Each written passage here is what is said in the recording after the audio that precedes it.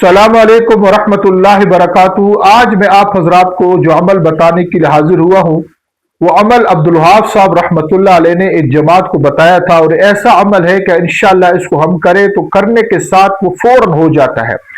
جائز کام میں اس عمل کو ہم کریں انشاءاللہ۔ جماعت والوں کا ایسا کام تھا بالکل ناممکنات میں سے تھا، لیکن الحمدللہ اس عمل کی برکت سے وہ کام فوراً ہو گیا۔